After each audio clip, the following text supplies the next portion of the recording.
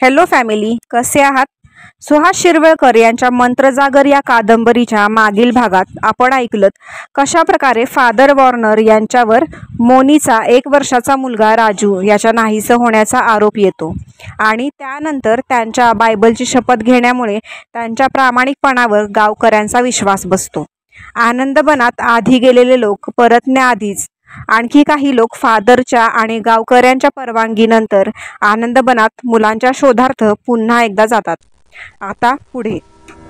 आनंदवन स्थिर, अचल, अचेतन, अमंगलाचं सावट अंगावर पांघरलेलं. 8 जणांनी जंगलाचा छेद घेतला होता. कातकरी लोकांची पद्धत निराळी असते. जंगलात शोधताना ते एकत्र कधीच राहत नाहीत. एकत्र असताना धोका निर्माण झालाच तर सगळ्यांचे प्राण धोक्यात येतात. त्यापेक्षा पांगलं तर एखादा तरी हकीकत सांगायला मागे उरतो. 8 जण ठराविक वेगात जंगलाचा ठाव घ्यायचा प्रयत्न करीत होते. त्यांचे डोळे कंदिलाच्या उजेडात जंगलाचा ठाव घ्यायचा प्रयत्न करीत होते. मनबुद्धीनुसार विचार करीत होती. मेंदू सतत सावध होता. घाबरायचं कारण नव्हतं. काही वाटलंच तसं तर फक्त शीळ घालण्याचा अवकाश. उरलेले 7 जण असेल तेवढं अंतर कापून त्याच्याजवळ येऊन पोहोचले असते. सिद्धूचं प्रत्येक पाऊल आत्मविश्वासानं पुढे पडत होतं. आजपर्यंत त्याला अमानवी प्रकार कधी दिसले नव्हते. आनंदवनात असतील तर निदान जाणवणार तरी होते. त्याच्या दृष्टीनं भाकड कथा होत्या त्या सगळ्या. पण आजपर्यंत वाटणाऱ्या भाकड कथांचा आज मात्र विचार करण्याची पाळी आली होती. अमानवी याशिवाय बिल्लू आणि राजूच्या अपहरणाला दुसरं नाव देता येत नव्हतं. आत्मविश्वासानं पुढे पडणाऱ्या प्रत्येक पावलाबरोबर त्याच्या पायातली चामड्याची तणकट वाहन करकर करीत होती. हातातला जाड दंडुका समर्थपणे जमिनीवर आपटत होता. दुसऱ्या हातातला कंदील हेलकावत हेलकावत त्याला मार्ग दाखवत होता. काळामिच्छ अंधारात दडलेल्या भयान वातावरणाचा त्याच्या मनावर यत्किंचितही परिणाम होत नव्हता. पांढरं फडकं कंदिलाच्या प्रकाशात एक झाडाच्या काटेरी खोडात अडकलेला तो तुकडा त्याला दिसला आणि सिद्धू पुढे आला. त्यानं काट्यांमध्ये अडकलेला तो तुकडा सोडवून घेतला. शर्टाची बाही होती ती, रक्ताळलेली होती. आकारावरनं तरी बिल्लूच्या शर्टाची असावीसं वाटत होतं. योग्य मार्गाने चालला होता तो. त्या वाटेनं बिल्लू पुढे गेला असेल तर सिद्धू बिल्लूजवळ पोहोचणार होता. लवकरच त्याच्या नाहीसं होण्यामागचं रहस्य त्याला उलगडणार होतं. तो आणखीनच झपाझप चालायला लागला. त्याच्या अंदाजाप्रमाणे बिल्लू चुकून एकटा आनंदवनात शिरला होता आणि जंगली श्वापदानेच त्याला पळवलं होतं. राजूच्या बाबतीत मात्र त्याचे विचार खुंटले होते. थेट मोनीच्या घरातून नाहीसा झाला होता तो. एकच शक्यता होती. बिल्लूला फाडून खाल्ल्यानंतर जंगली श्वापद रक्ताला चटावणं साहजिकच होतं. तेच श्वापद रक्ताच्या आशेने गावात घुसलं असेल तर. मोनीचं घर आनंदवनाच्या टोकाकडेच होतं. रांगत रांगत राजू बाहेर आला असेल आणि श्वापदाच्या दृष्टीस पडला असेल आणि राजू गेल्यामुळे मोनीला वेडाच्या भरात फादरचा भास झाला असेल. शक्यता आहे. अचानक त्याच्या डोक्यात बिल्लूचे वडील आणि 4 कोळ्यांचे विचार आले आणि तो चक्रावला. कोळ्याच्या 4 दणकट पोरांनाही जंगली श्वापदांनी मारलं असेल हे मानायला मात्र त्याचं मन तयार होत नव्हतं. 4ही पोरं शूर होती, निधड्या छातीची होती. समजा निभाव लागत नाही असं त्यांच्या लक्षात आलं असतं तर एखादं पोरगं तरी प्राण वाचवून पळायला हवं होतं. गावापर्यंत त्यांनी खबर द्यायला हवी होती. 5 जण गेले कुठं? विचारांच्या नादात सिद्धू जपाजप चालत होता. तरीही तो बेसावध मात्र नक्की नव्हता. त्याची नजर योग्य काम देत होती. तो जंगलाच्या ऐन गाभ्यात शिरला होता. मध्यरात्रीपूर्वी आपल्याला गावात परत जायचं आहे ह्याचंही त्याला भान नव्हतं. फरलांगाला त्याला खुणा मिळत होत्या आणि त्याच उत्साहाच्या भरात तो आणखी आत आत चालला होता. काहीतरी निराळं, एक वेगळीच जाणीव क्षणापूर्वी झाली नव्हती त्याला ती. कोणीतरी आपल्यावर लक्ष ठेवून आहे. कुठून तरी 2 भयान डोळे आपल्याकडे जळजळीत नजरेनं रोखून पाहतायत. ही जाणीव खरोखरच आनंदवनात अदृश्य शक्ती असतील का? आणि असतील तर आपण त्यांच्या मुख्य टापूत प्रवेश केलाय का? ह्या विचारांनी मात्र पहिल्यांदाच त्याच्या मनात थोडीशी भीती निर्माण केली. घाबरला असं नाही म्हणता येणार.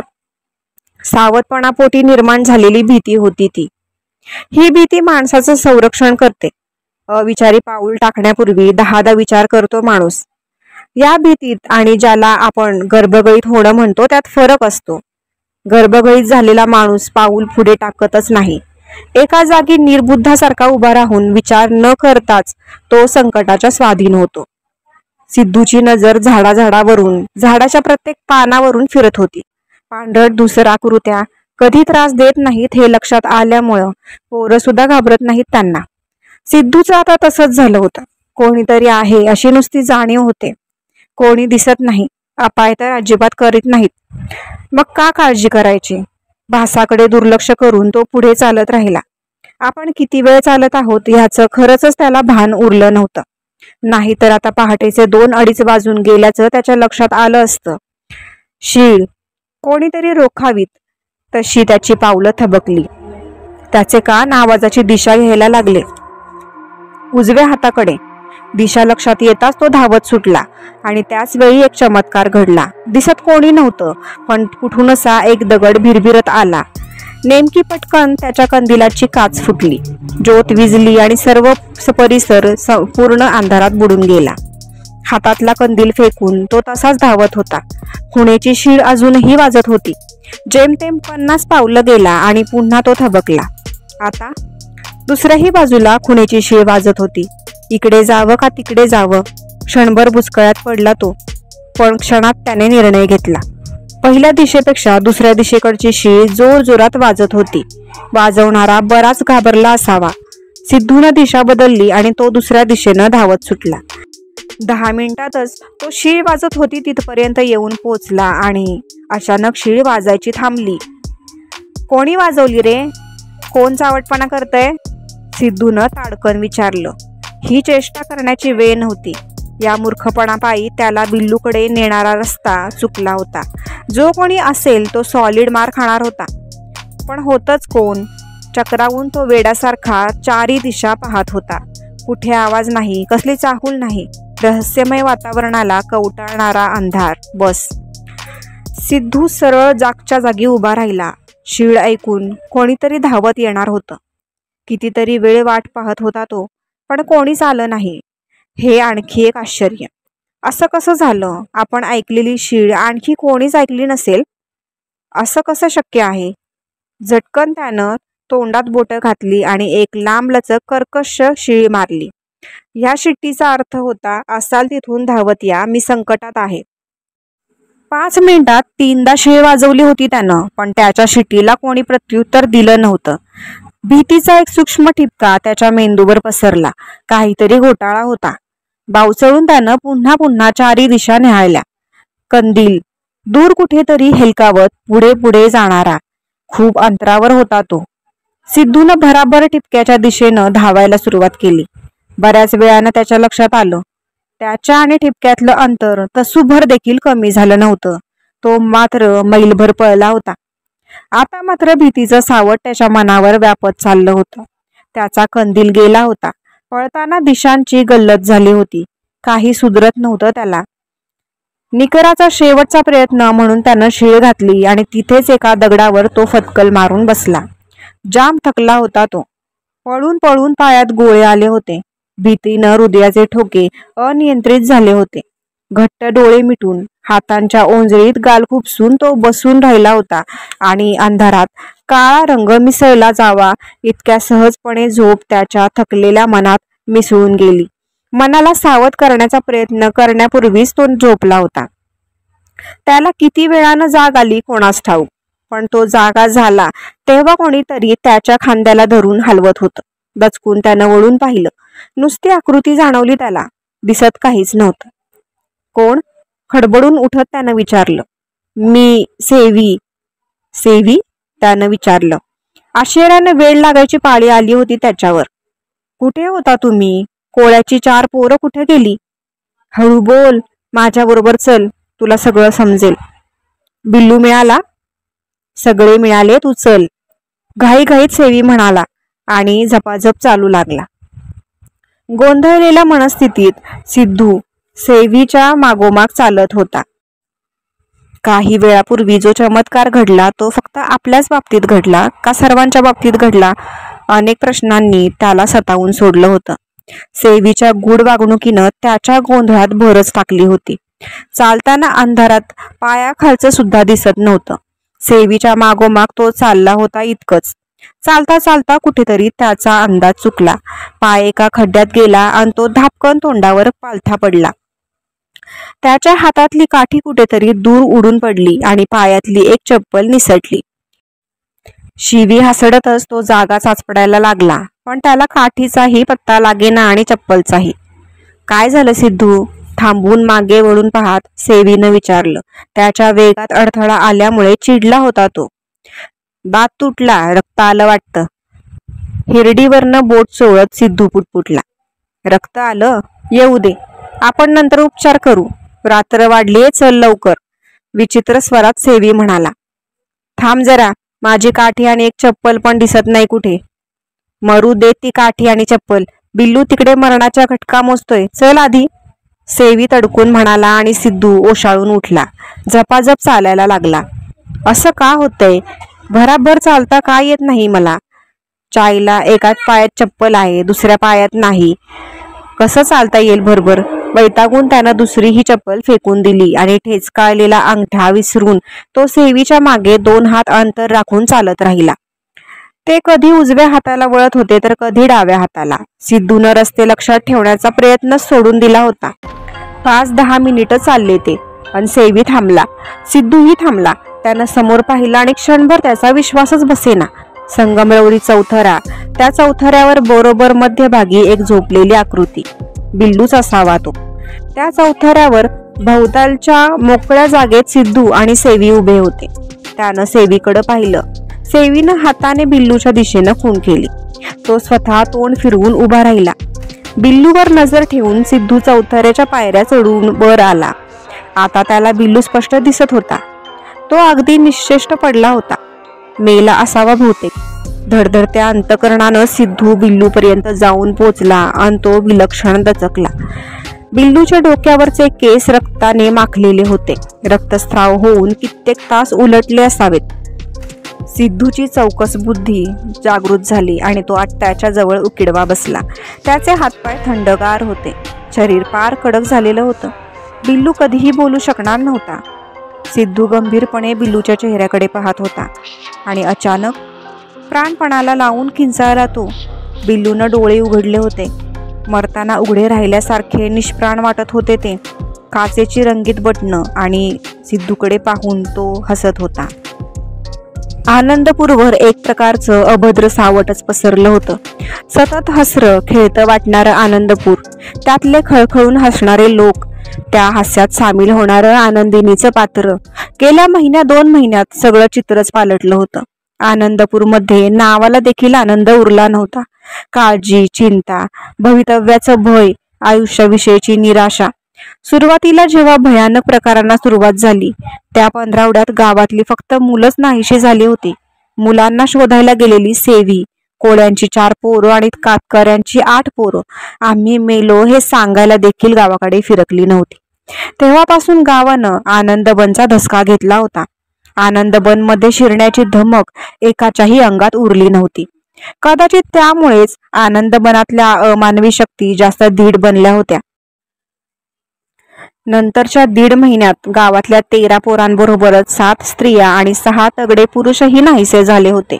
हतबल झाल्यासारखं मौन धारण करून बसलं होतं आनंदपूर. या प्रकाराचा वस्तीवर नक्कीच वाईट परिणाम झाला होता. हळूहळू एक बिराड गाव सोडण्याची भाषा करायला लागलं होतं. इतकंच नाही तर 30 कुटुंबांची एक टोळी गाव सोडून खेमकडे रवाना देखील झाली होती. उघड्या डोळ्यांनी फादर गावाची वाताहत बघत होता. त्या पलीकडे त्याच्या हातात काहीच नव्हतं. एक बिराड उठल्याची बातमी समजली की तो फक्त त्याच्या भल्याची प्रार्थना करीत होता. पापण्यांपर्यंत येणारे अश्रू कष्टानं परतवत होता. गावाची ऐन उमेद पाहिली होती त्यानं. गावाची भरभराट करण्यात सिंहाचा वाटा होता त्याचा. स्वतःच्या पोटच्या पोरीचा भरला संसार पाहिल्यानंतर तिचं पांढरं कपाळ पाहताना जसं आईचं अंतकरण पिळवटून जातं तसं क्षणाक्षणाला फादरचं अंतकरण पिळवटून निघत होतं. कणाकणाने आनंदपूर उजाड बनत होतं.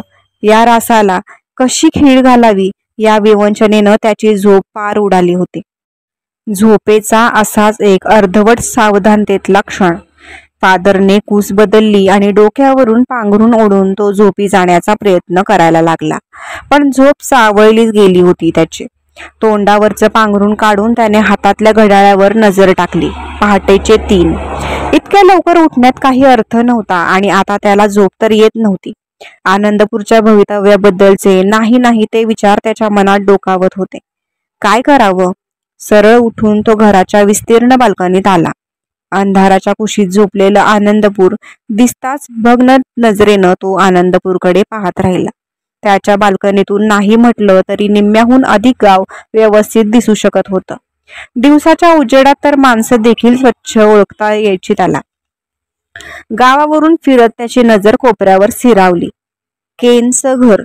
सोफियाचे विचार मनात डोकावताच तो गाऊन सारखा करत बाल्कनीतून आत आला आणि चर्चच्या आवारात उतरून चालायला लागला. त्याची पावलं झपाझप केनच्या घराच्या दिशेने पडत होती. आपल्याला इतक्या अपरात्री सोफियाला भेटायला का जावंसं वाटलं ते त्यालाही सांगता नसतं आलं. तो चालला होता एवढं खरं. 15 मिनिटांचा रस्ता. रस्त्यावर साधं कुत्रं देखील नाही. मिणमिण तेवणारे पोस्ट लॅम्प्स विझत आलेले. स्वतःच्या अकराळ विकराळ आकृत्यांची सोबत घेत तो चालत होता. केनच्या छोट्या 1 मजली घरापाशी येताच तो जरा घुटमळला. केन आणि सोफिया जर झोपले असतील तर त्यांना उठवावं लागेल. उठवून त्यांना काय विचारणार? कशा करता आलो आहोत हे त्यालाच माहित नव्हतं तर तो तरी काय बोलणार? पण मनात उलटसुलट विचार चालू असताना तो मात्र कंपाऊंड मधून आत शिरला होता आणि ओढल्यासारखा पुढेच जात होता. वरांडा चढून वर येताच त्याने दारावर टकटक केली. शांतता. त्याने पुन्हा जरा जोरात टकटक केली. केन, मी फादर वॉर्नर आहे.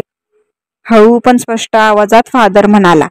समजा कोणीतरी अमानवी ताकद आहे असं केनला वाटलं असेल आणि तो दार उघडत नसेल तर? स्वतःची चूक त्याच्या लक्षात आली.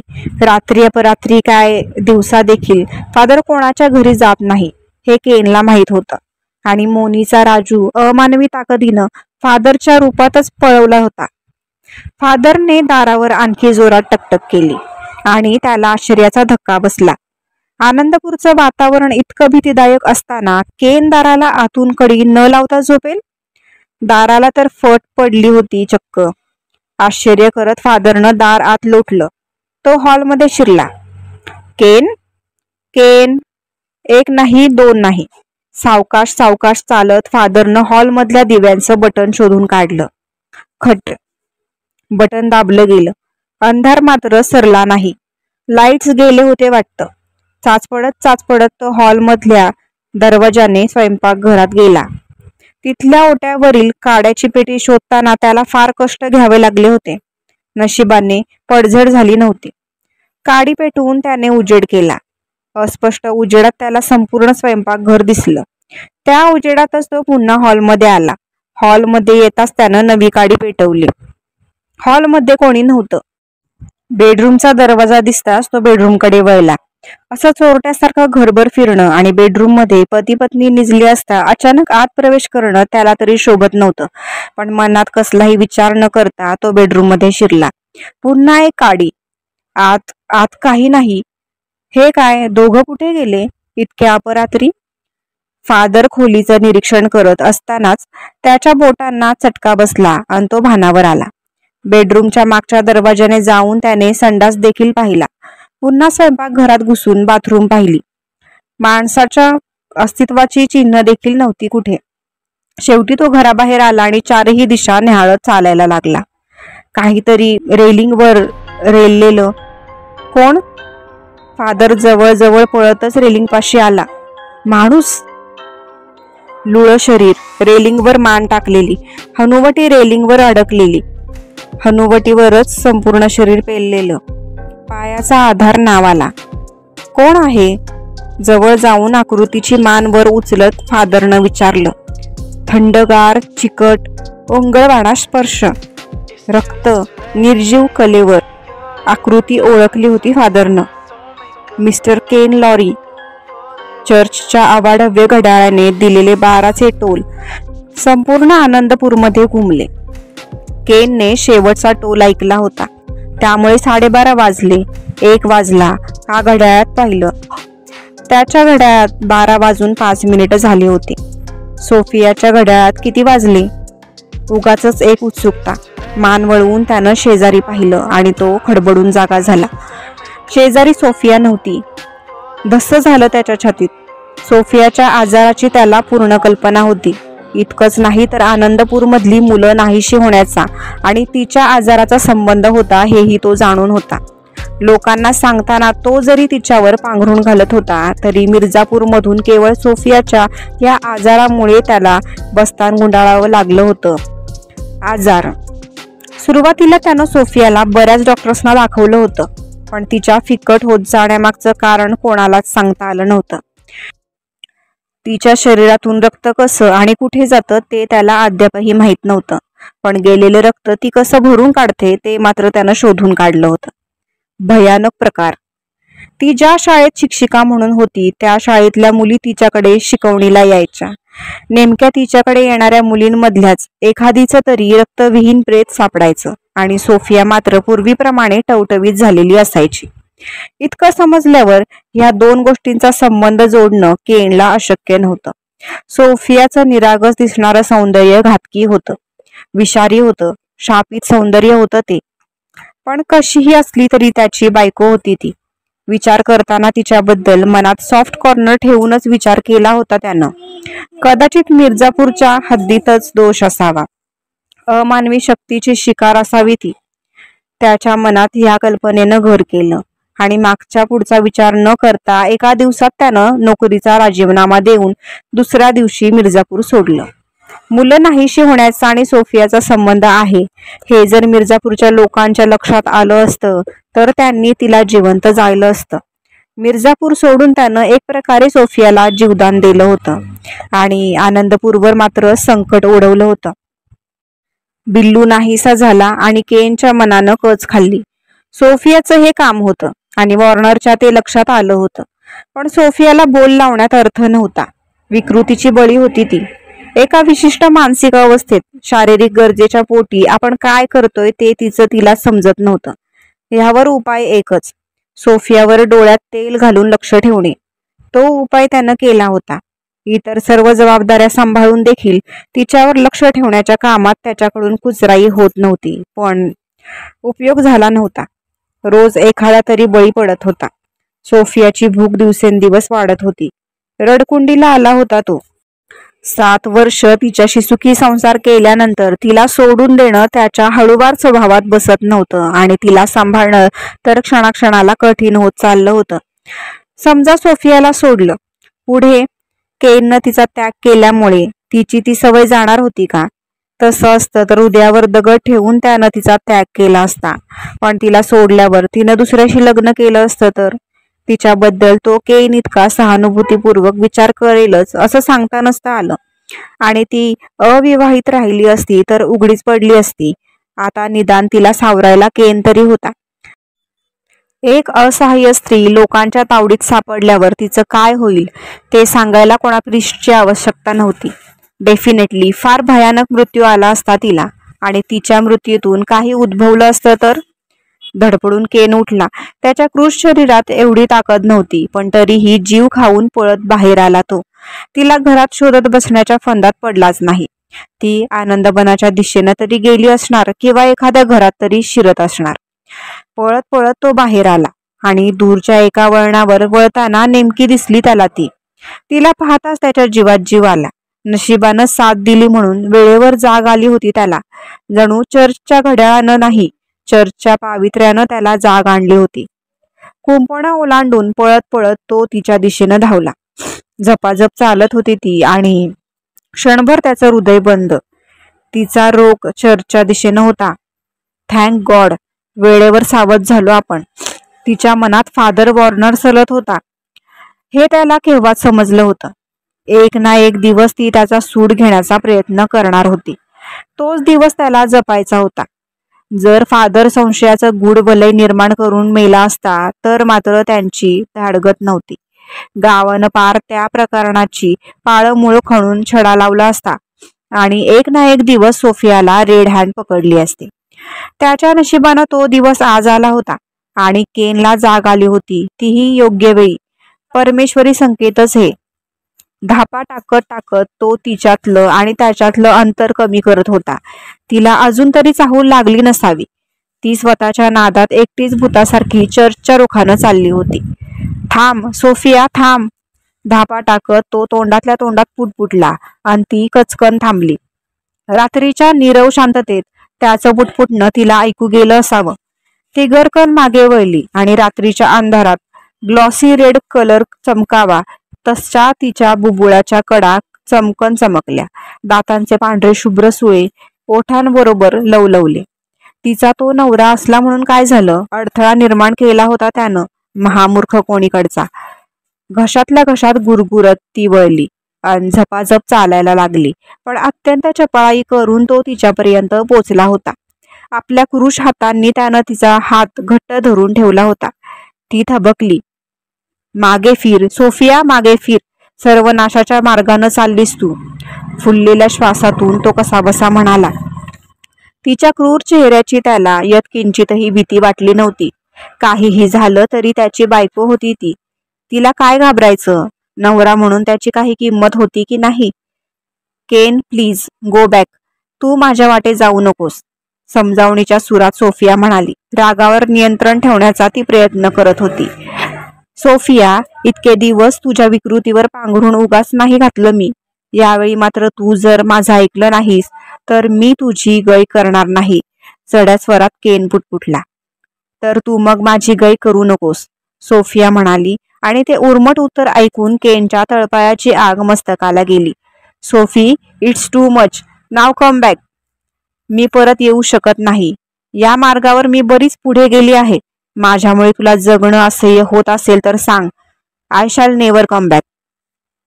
चायला हिच्याकरता आजपर्यंत इतके जीव घेणे प्रकार सहन केले.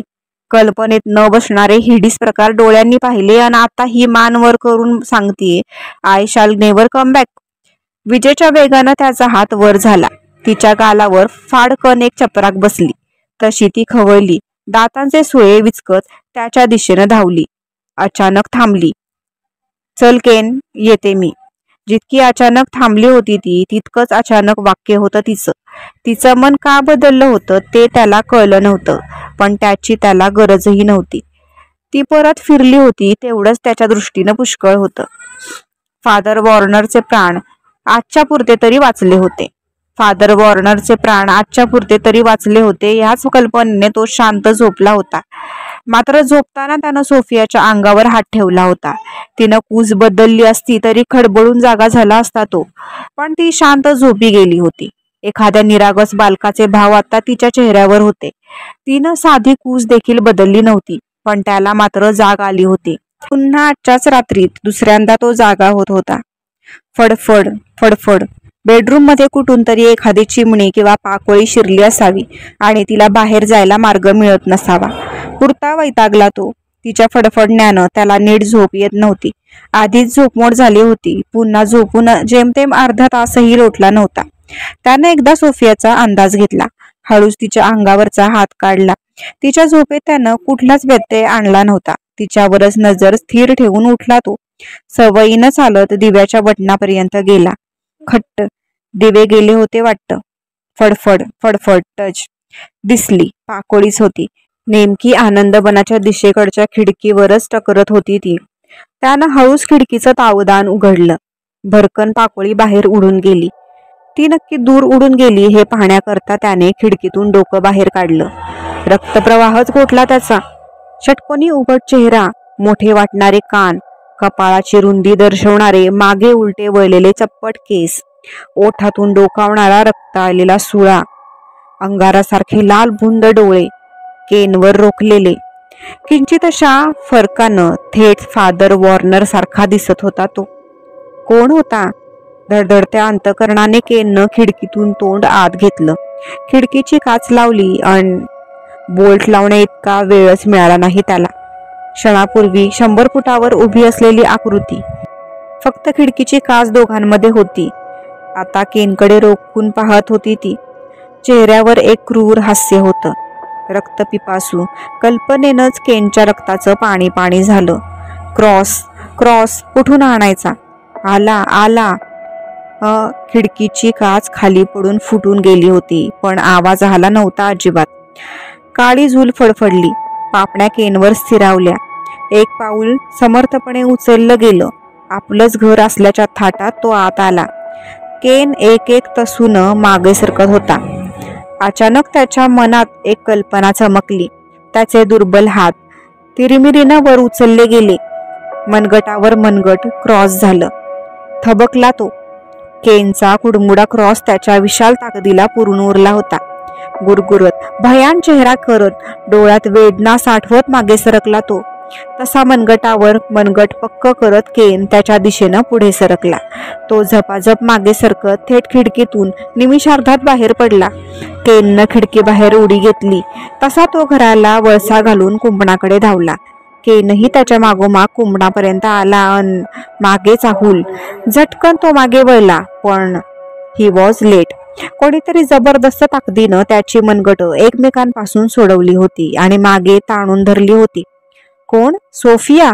विचार करता आलाच नाही त्याला. झरझर पुढं सरकून तो केनपर्यंत आला होता. खटकन त्याचा डावा हात आडवा धरला होता. अंगावरच्या झुलीचा एक काळा पंख त्याच्या नजरेसमोर व्यापला. किंकाळी फोडण्यापूर्वीच तो झुलीमध्ये गुंडाळला गेला होता. मानेला त्याच्या सुळ्यांचा थंडगार स्पर्श झाला होता. हा हा हा हा. स्त्रीचं असलं तरी आसुरी हसणं होतं ते. त्याच्या आयुष्यातली ते हसणं ऐकणं हीच शेवटची घटना होती. श्रोते मित्र हो, प्रेत सम्राटाला जागृत करून बिल्लूचा आणि राजूचा बळी घेणारी ती स्त्री दुसरी तिसरी कोणी नसून सोफियाच होती हे तुमच्या लक्षात आलं असेल. तिने आता केनचाही बळी घेतला. यापुढे फादर वॉर्नर आपल्या आनंदपूरसाठी काय पावलं उचलतात हे जाणून घेण्यासाठी या कथेचा पुढील भाग नक्की ऐका. आपण भेटूयात या कथेच्या पुढील भागात. तोपर्यंत काळजी घ्या. धन्यवाद.